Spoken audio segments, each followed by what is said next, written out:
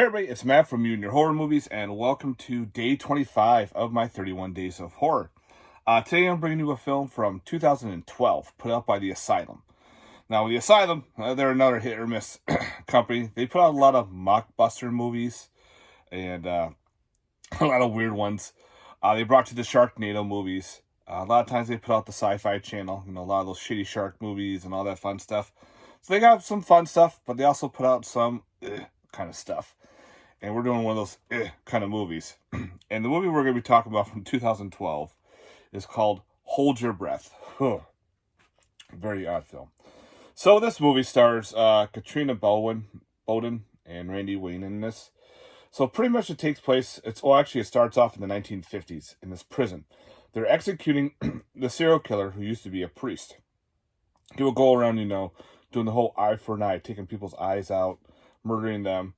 During his execution, he murders the warden right in front of everybody. And they finally get him strapped in, and they put him in the electric chair and give him the juice. So now we fast forward to the present time. Got a bunch of 20-somethings. They're all friends from high school. They all got out of college. They decide they want to do a camping trip. So they all get together in the one car and head down to this camping site in the middle of the woods.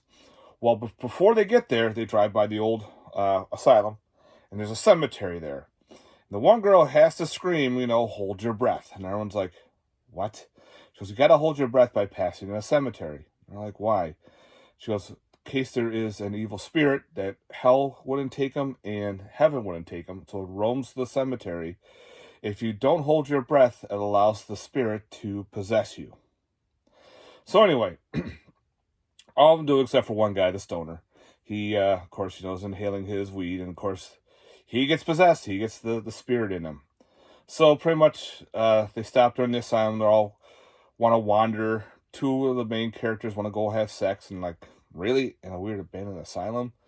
And of course, there's a lot of weird shit. They find the electric chair. They make this one guy sit in it, and it causes a storm to happen. And meanwhile, the stoner guy who was possessed kills somebody, and an explosion, which unfortunately no one hears. Okay. They get to the website. They get to the campsite, and the stoner guy fights with another of the groups. He gets punched in the stomach, and somehow the spirit goes from his body into the next. And he starts having dreams and nightmares about the murder that he committed, even though he didn't do it. So now that spirit's in another person, going around killing people. So pretty much the spirit can now somehow body hop without holding your breath or being in a cemetery, which is odd. So the really only good character in this movie is the caretaker. He is funny as hell. He tells you exactly what it is, and he goes from there. He knows the gist of this whole story. And he knows what's going on.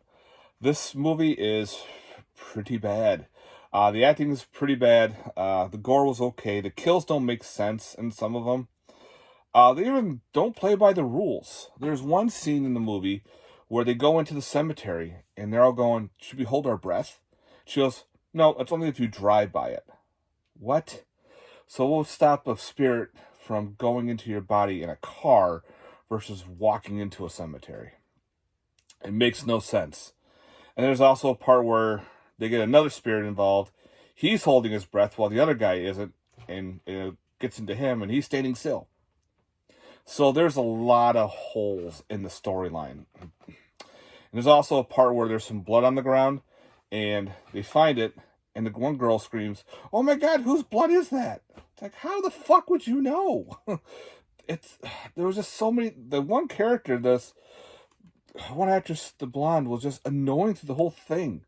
Especially when she was screaming, hold your breath through the movie. And just, it was very, very rough. I do not recommend this movie at all. I decided to give it a shot because I know I found some cool, little fun asylum movies. But again, there are some real bad ones. And I do not recommend this one. It does have some special features. It has a gag reel, trailers, making of the movie pretty much. And that's it. Yep. So it's got just those special features to it.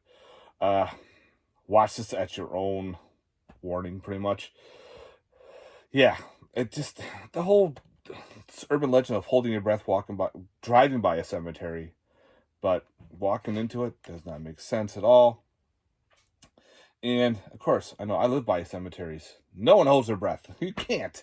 It's so stupid. And just the whole idea of a spirit just wandering just through a cemetery, waiting for someone to breathe in a car makes absolutely no sense. But then it can body hop on its will too if it wants. Which, I don't know. Dumb. I do not, again, guys, I do not recommend hold your breath. Hold your wallet because, I don't know, I'm not keeping this in my collection. So, as you can see, it's, well, that's how it is with 31 Days of Horror. You're going to do some reviews on great movies, fun movies. You got to do the stinkers because it's a warning. So, hold your breath and not buy this. All right, guys, thanks very much for watching. Let me know in the comments down below if you've seen this movie or you're thinking about buying it or if you already have it. Let me know, guys. And stay tuned for more horror. Later, guys. Peace.